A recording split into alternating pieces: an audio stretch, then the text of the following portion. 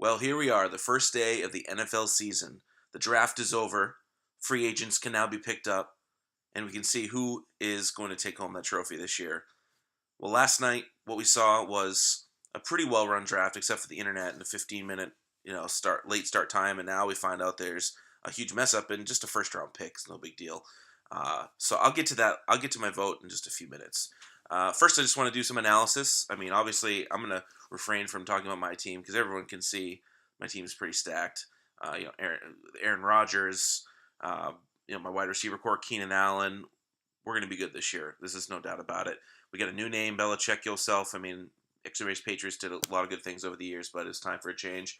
Looking around the league, you could always tell who's going to be a contender by who updates their team quickest. And you look at the league this morning.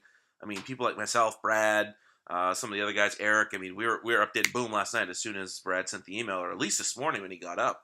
But there are still 4 teams in this league who have not updated their rosters yet.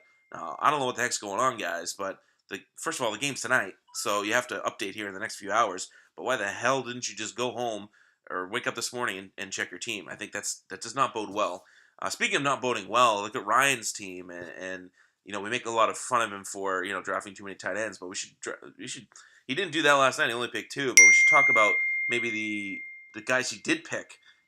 Philip Rivers. Yeah, if you look at his team, he's got a lot of question marks. On the other hand, as far as who is the best team besides myself, um, Eric's team looks really good on paper, obviously. But D'Angelo Williams is kind of he's only going to be good for 3 weeks, and then Le'Veon Bell will come back, so his team will take a little hit there, and some of the other guys he picked, we'll see. But Eric's team looks pretty good on paper, and then you look at the rankings for this week, he's obviously pretty high up there. But I think there were some pretty good picks. I'm not sure about Rob Gronkowski, fourth overall. By Rob, I know he's a great player, and we love him here in New England, and he's the best tight end probably in history. But fourth overall pick, that's very tough, especially because the first 4 weeks is going to be. I don't know how much he's going to be used here because I don't think they want to get him killed with Garoppolo throwing to him. But we'll see how that works out. But I think fourth overall is a little high for any tight end, regardless. So I think there were too many horrible picks. I mean, there were some times where we didn't really know, if the kicker run was going to happen or defense. We didn't really have one of those, which is very good. I think the league has evolved a lot in that way. But still some picks that I wouldn't have done, but then again, I'm just a former champion, so I mean, what do I know exactly?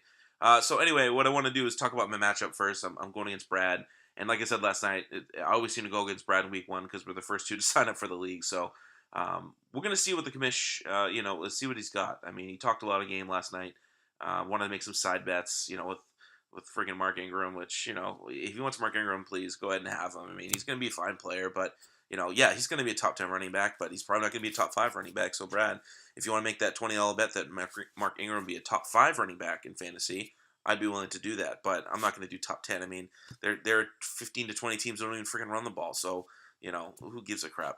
But, I think it's going to be a good matchup between him and I. Get some great matchups coming up. A couple guys playing in a dome.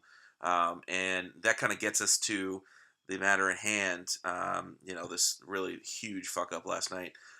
Ezekiel and David Johnson. Basically, my vote is whatever Tony wants because he's the one with the higher pick. And if it really just was an honest mistake, in terms of not looking at the rankings, then I think Tony should get the guy that he should have got. I mean, there's a couple times later in the draft where we're a little iffy on who's the better position or the player at this position with different rankings. But that was like in the 14th, 15th round, so not a huge deal. But if definitely David Johnson was ranked higher, which he should be because Ezekiel Elliott is, a rookie, playing for the Cowboys. Then I vote for Tony to get David Johnson. Now I hope, as much as I talk a lot of shit, hope that Brad would have taken Ezekiel Elliott because that kind of sucks for him. Obviously, if his draft is totally screwed or Ezekiel Elliott has a bad year, which I don't think he's gonna have a bad year. I just don't think he's gonna have the stellar year people think he's gonna have. But we'll see what happens. So that's my vote. Hope we all have a good first night of football. Hopefully everyone gets to watch some of the game. I guess I got to cheer for the Carolina Panthers, which kind of blows. But, I mean, what else are we going to do? My prediction right here, my big prediction for the weekend. Patriots, they might win against Arizona. I don't know how, but I think they're going to do it. I don't think they're going to lose by 2 or 3 touchdowns like all these radio pundits are saying. So we'll see what happens. For now, hopefully y'all get on the videos, watch the tutorial. It's not that difficult. Okay, this only took me a couple minutes to upload. So good luck this year, and we'll see you next week when hopefully Xnbury's Patriots, no, Belichick yourself, will be 1-0. See you guys later.